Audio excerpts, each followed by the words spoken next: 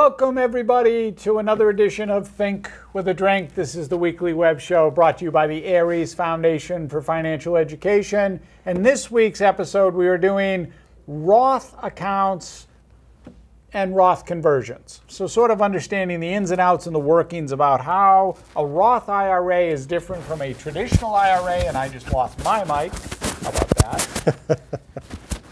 Thank you. And when that conversation makes sense for anybody who's still listening. There we go. All right, next slide. God bless. So our agenda for this show, we're going to do some Roth basics, just covering the ground on that, how conversions work, what a backdoor Roth is all about, and why it might make sense for somebody to consider. Next slide. So we told you Think with a Drink is brought to you by the ARIES Foundation for Financial Education. We are a nonprofit. We are located in Newton. You can find us on the web at ariesfoundation.org.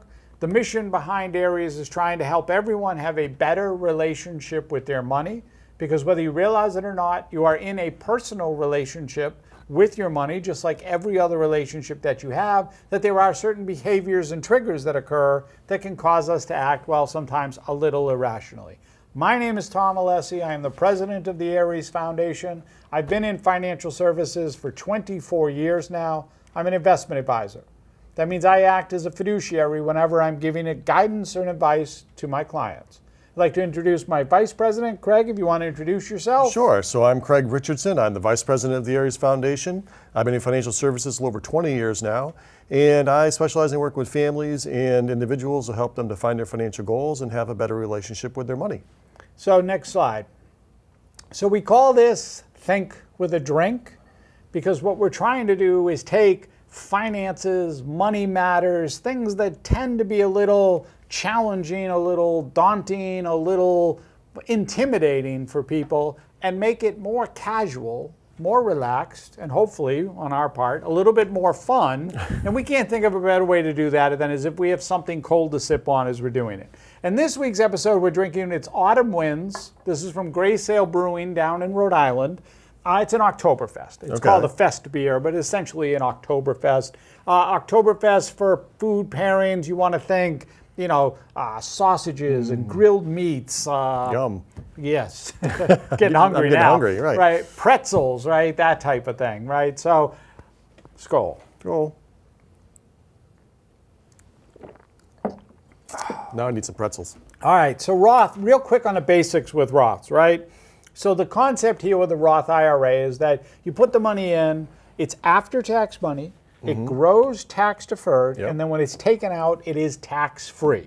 It's awesome. Awesome. So there are limitations, however. The most that you can put into it if you are under 50 years old is $6,000. Right. If you are over 50 or turning 50 this year, that number has gone to $7,500. So there was a $500 bump on what is known as the catch-up provision. So again, under 50 you can do $6,000. Over 50 you can do $7,500 into a Roth IRA. So it's a bonus for getting older. Here's a bonus for getting older. They know we got to add more and catch up a little bit, basically. However, there are still other limitations. If you make more, if you're single, and you make more than $144,000, you are right out. That's it. You cannot participate, you cannot open and fund a Roth IRA. It actually starts at 129, but the phase out goes to 144. So if you're over 144, forget it, you can't do it. If you're married and filing jointly, right, that number, the max is 219. If you make over 219, you cannot open a Roth, you cannot fund a Roth in that manner. I believe the phase out starts somewhere in the low 200s. I think like 204 to be exact, but don't quote me on that in terms of what's there. Nope, go back. Oh, it's right there. So there you go. Sorry. Well, it didn't give you the phase out. It just gave you the limits. The numbers. Oh, those are these are the 2023 limits. Sorry, I apologize for that. See, that's why I should just follow the slides. You said 144, 138, right? Yeah, it's 138 for single. That's where it starts now. It goes to 154. Okay. See, that's what the difference is. The phase out begins at 138. It phases out at 154 in 2023. And if you're married, right, again, 218 phases out, it's like 230 something, where you can't. If you make more than that, you're out as far as going through that. So next slide. All right, so this is talking about the options, the other way that you can do this. So here's one of the things that happens. We just said that there's a limitation on who can put in or who can open and fund a Roth IRA. Correct. Right? However, in your retirement plan, there is this little ability to add Roth 401k. Now the Roth 401k works the same way as a Roth IRA, meaning you're putting in after-tax dollars, it's growing tax deferred, and when you take it out, it's Tax-free. tax-free. However, there's no limitation on who can open and who can fund a Roth 401k. Right, so it's only an individual retirement account. When you own yourself, the limitation comes into play. Correct. So if you're somebody who's a high earner, or your spouse happens to be, good for you. Your spouse Right. is a high earner, you're not, but you go over the married file jointly limit, you can still participate in a Roth 401k. And so the question becomes, is this something that your employer has made available? It is nothing more than flipping a switch in just about every retirement plan that is available, specifically in the 401k space. 403bs, those are nonprofits, a little bit different, but they're still available. But the question is, has your employer made it available? Because this is something that everyone should take a look at when we talk about, and again, for one of our previous episodes, we talked about no pension, no problem. Talked about having multiple buckets. Right. So having a tax-free bucket for income is a huge benefit in terms of dealing with the money I'm taking out, I'm not getting taxed on now. Right, you just have to remember that you're not going to get a deduction for that contribution today like you would in your standard 401k, because that comes out pre-tax as opposed to post-tax. Right, and then we'll get into that a little bit with the the tax brackets and how that works and why sometimes this makes sense, sometimes it doesn't, depending on what bracket that you're in. But the conversation is that what everybody should be having this conversation with your employer. If you don't have the option, access to Roth 401k, to ask your employer why not. Why are we not offering it? Why isn't it part of the plan? Just because whether it's you or someone else, it might be something that's beneficial to have access to. Absolutely, because you may probably get into it later, but also Roths aren't subject to required minimum distributions. And we were talking in an earlier episode about longevity that people have in retirement today. Well, they've changed a lot of this code with the Secure Act, but they're still going to have to take out distributions at some point. Right. So, and are you pulling it out at a safe rate of return? Yes. Next slide. All right, so this is where we get into a little, the little squirrely part in terms of this with this whole tax situation, right? So the concept here is trying to show, all right, look, these are the adjusted tax rates, right? So this is just giving you example of what happens with taxes in retirement, right? So I may be in a 22% tax bracket, but my adjusted tax rate is 18.6. This is what's showing. And then it's showing that there's one column that just jumps up and says, wait, it's 49%. Like, Eesh. How the heck did that happen, right? So wait a minute. And what it is that when you're dealing with retirement income and you're pulling money out of retirement, everything can be subject to taxes.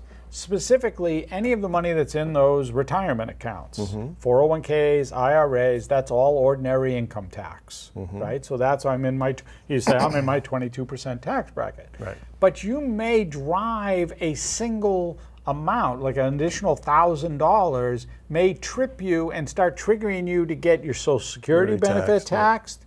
You may trip a higher number in terms of capital gains being taken out.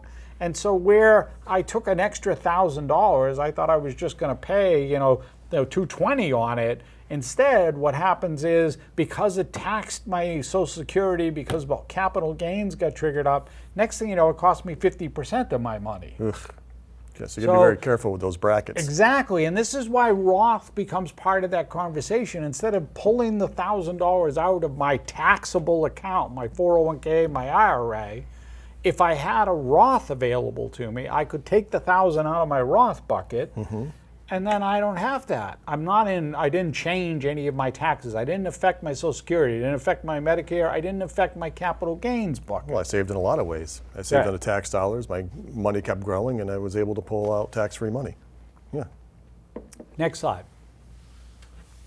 Right, so this just goes into how did this. that happen? Hey, how did that happen? So you can slide through them. There should be a little bit of an explanation to it that goes along. If you click on it, there we go. So, what happened there is that, as I said, that $1,000, if you were in a 12% bracket, right? So next thing you know, you got triggered, that extra 1,000 triggered a tax on Social Security, and then it triggered a higher tax on your capital gains, and next thing you know, you wound up with an extra, huge amount of tax burden just by taking the money out. Yeah. So that last 1,000 cost you $500. Yeah. And that's what can be avoided with Roth. So that's one of the features. Like, you have to be thinking about, because one of the things we talk to everybody about is taxes in retirement, and how am I offsetting or keeping myself in that same tax bracket, but in this case, keeping myself in the tax bracket, but not pushing myself into that additional Social Security tax and all the other penalties that can happen. So if it wasn't confusing enough, I got to worry about this now too. Oh, it just becomes a major concern when dealing with all of that. Next slide. All right, so should I convert, right? What to consider when doing a Roth, right? So, there's a lot of pieces and moving parts when we talk to people about converting Roth. So now, this is not I'm opening a Roth. This is now I am taking my money that's sitting in a qualified account. A qualified account for us, just for everybody, is pre-tax. That means IRA, 401k, SEP, simple, 403b, anything that you put money in and the government hasn't gotten their piece of it yet. Okay. Right? Right. So pre-tax, okay, as far as that's concerned. What the government said many, many years ago was it doesn't matter how much you make, it doesn't matter how much you have, you can go ahead and convert it. Oh, good. 'Cause I thought you were talking about religion. Yes. No. Okay. We're going to convert it. We're going to convert it to a Roth, right? You're allowed to convert the money to a Roth. So there should be the first warning flag for everybody, right? So that should be the first signal that the minute the government is saying It's got to be something in it for the government. Absolutely. It's okay to do this, Yay. right? There should be. All right. Then everybody should be taking a step back, right? So the consideration is, what is it going to mean when you convert this? You've got to pay the tax. And specifically, depending on what you're earning today, you're paying the ordinary tax rate today, but all of that is going to affect whatever tax bracket you're in today, which means if I took a huge chunk of it, because you can pretty much do what you want, I'm going to trigger a higher tax. I could move myself into a higher tax bracket today than I currently am in. So you could end up paying more tax on it today than you would have paid in the future because of the tax bracket. Possibly. That is one of the things, and this comes up a lot, like, well, where is it going to be in the future? And, what I'm paying now, it's because I'm earning, so, what do I do? Right. So that's one of the biggest things with converting Roth is to generally be thinking about, wait, I've also got 5 years that I have to hold it. Still got the 59 and a half thing. So for IRAs, 401ks, if you take the money out prior to age 59 and a half, you're going to get hit with a 10% penalty. Correct.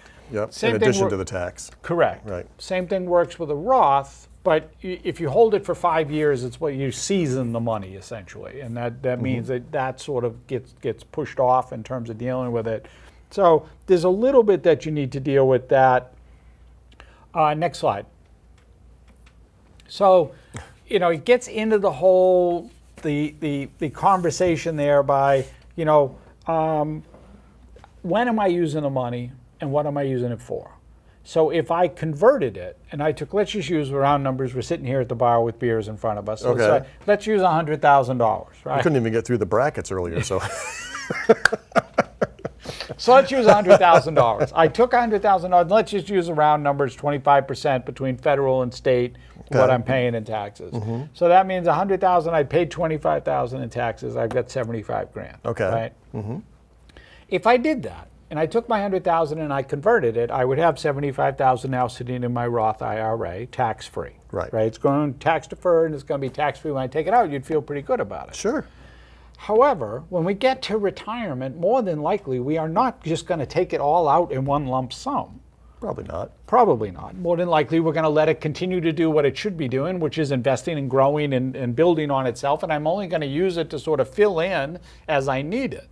Had I taken the 100,000 and just left it there, let it grow, Yep. and then take it out in drips and drabs and little pieces as I'm filling in because I need my retirement income, the offset between the two from a tax savings plan is pennies. Yeah, you almost never catch up.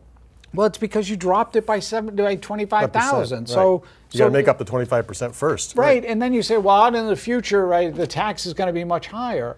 Well, yeah, but I'm not taking out that much. Well, again, I didn't take it all out in a lump sum. If you take it out in a lump sum, that's a different conversation. Where it works and when it makes sense is that I can take the 100,000 and convert it, but use money from someplace else, a bank or somewhere else, to pay the conversion privilege. Because that way I'm not affected. Now I've got 100,000 sitting in this Roth IRA. That will be significantly more than the other examples that I showed. Yeah, the other place it works is if you have a significant write-off in a particular year. You're actually showing a loss. So you're not going to be paying tax because you have the credit. Right. Yeah, and the other thing is that, it's, again, unless you really know what your tax rate is going to be, you can be triggering a lot of this stuff, and you cannot undo it, right? There's no redo. There's no do-over. You can't go, yeah, no, I didn't want to do that. Once you do it, you're stuck, okay? Next slide. All right, so the idea with laddering, right? So this is the concept, and we sort of think this works for a lot of people as you're sort of building out that retirement income and that scenario of what I'm trying to do. The idea isn't connecting, like if we go back to that 100,000, I'm going to convert all of it. Instead, it might be, well, I'm in a adjusted tax rate, but my tax bracket is 22% right now. If I converted 10,000, I'm going to stay in that 22%. Right. Anything that's over that next threshold, under that next threshold, you can convert. Right. And stay down there. And stay down. And I'm not pulling Social Security right now because I'm still working, so I don't have to worry about triggering Social Security tax yet. So there's a way to do it, and then to think, okay, I'm pulling this out. I mean, one of the other ways of laddering is to think I want to have X amount. Right? We talk about passive income and generating income streams. Well, I want to be able to generate whatever amount a month tax-free. So I want to pull money out from my traditional accounts and put them into a Roth so I can do that. But in order to do that, you've got to have that 5-year. Right. If I can't move something over and then expect to use it in a year or two because I got to wait 5 years for it. So this laddering strategy does take a little bit of forethought. It does take a little bit of time in terms of dealing with it. Something to really be thinking about as we go through it. One of the reasons to avoid any of this with the Roths is that you're paying the taxes today. Right. Right. You are stuck no matter what. You're going to have to pay the taxes on this money. It's sitting there in the IRA and 401ks. We always get asked that. Like, can I do something for it? Like, yeah, no. The government wants their money. They're going to get their money. But there are ways to be, let's call it smart, about how you're dealing with this withdrawal and how we're now taking it. Like we said, if the 401k Roth option is available, maybe you've put a lot of money into your traditional IRA, into traditional 401k. Right, right. And now you can offset that and say, well, now I'm going to start, threading some of the money into the Roth portion. The non-taxable. Yeah, because like I said, it works out for lots of different reasons depending on each person's situation. Like you said, number one is, can I keep my Social Security from being taxed? Right, because I'm not drawing all that money out of my 401k. The second thing is there longevity in my family, and I don't want to be subject to the requirement of minimum distribution tax. Right. Right. So that's another reason that you would look at that. Also, Medicare. Right. Don't you get surcharged on Medicare if your MAG is over a certain level? Correct. That's another reason to try to keep that just so you know, is modified adjusted gross income. Yes, that's what the acronym stands for. It's not MAGA. Oh yeah, no, we're not making America great yet. Next slide. You know, so you might have heard some conversation about the idea of a backdoor IRA. So this concept, essentially, and it is still open. They've been trying to close it now for like a year and a half, or close to that in terms of time frame. But the idea is, I can open because maybe I make too much money. Maybe I'm over the threshold, or maybe my spouse is doing really well, and that triggers us that we file jointly. We can't open and fund a Roth IRA. But what I can do is I can open a traditional IRA. I can then take that money and convert it over to the Roth, and I will only have to pay on the time frame that it was in the growth for what's there. Ah. So it does still exist. There are, definitely caveats and problems with it that come in if you're trying to do this. One, the IRS really says that the money needs to be there for like a year. You'll hear different strategies out there. They'll talk about, making sure it was there at least 3 months or 4 months or something. We don't ever want to get in trouble with anybody. So we always say, look, the letter of the law says to have it be in for this amount of time. That's what you should do if you're going to do it. Just understand, though, if you did have some other contributions and other things, it can get tied together. So if you did the maximum withdrawal, the 7,500, like the maximum IRA contribution, you were able to do that. Then you tried to convert it. If you had other monies, it's going to look at it and say, well, this was only 6% or 7.5%. If you had $100,000 back to the $100,000, it's only 7.5% of that. So you're only going to get a break on the 7.5% of whatever you just did, and you only end up saving like $400. So there really isn't much there. Next one, we go into what is the mega backdoor Roth IRA. Mega backdoor. Yeah. Next sound slide, effects for that one. The mega backdoor, right? So the mega backdoor Roth, this is really for those who are in plans, 401k retirement plans, that are allowing you to do after-tax contributions. So here's the way, this is what the one they're really trying to close the door on. Because if you follow, for this year, if you are over 50 years old, 2023, the maximum contribution that you can put into a 401k plan is $30,000. Right? You get $22,500 plus an additional catch-up, it's $30,000. If your plan allows you to put after-tax money in, you can contribute up to almost that same amount of money. 20, 30,000. Everybody said, well, that's after tax. If I take it out, it's going to trigger, the growth gets taxed on me. It triggers, like Craig said, Medicare surcharges, triggers all sorts of other things that go on. But one of the things that most plans, and you'll have to check with your plan provider to see that it is allowed for your plan. Most plans allow you to take that after-tax money that's sitting in that after-tax 401k contribution and convert it directly to a Roth IRA. Wow. So I could be putting $30,000 in, possibly, and then immediately converting that to a Roth 401k. Wow. Which means I now have a bucket of after-tax money that is tax-deferred, that will be tax-free in retirement. So you need to look at your plan documents, and this is something we can help everybody in, because a lot of times it's deciphering what the plan is doing and going through that and sort of trying to figure out, does this make sense? Does this not make sense? What am I trying to do in terms of figuring it out? But it is still available. It's still open. They are trying to close this. I don't know that they'll do it this year, but it's been on the table now for talks for a couple of the past legislative sessions about trying to close this loophole because they're not getting their money, and they're not happy about it. But it is an issue, though. I mean, you talk about highly compensated employees, someone making $100,000 plus. If their limit is $30,000, what they can put in their retirement, it does make it more difficult for them to achieve that same lifestyle in retirement. Right. So this is a great opportunity for them. But like you said, the government wants their tax dollars. They got to pay that debt, and they don't want you hiding every dollar. Correct. Next slide. Real quick, you can buzz through that, which is just, why a Roth makes sense, right? There's no required distribution. Like Craig said, you don't have to take the money out. IRAs, traditional 401ks, you've got required minimum distributions. It's tax-free. As Craig said, it does not affect your modified adjusted gross income. Modified adjusted gross income is what Medicare is hitting you with your surcharges on. And those surcharges don't go away. Once you have them, they're very, very difficult to try to get away from, right?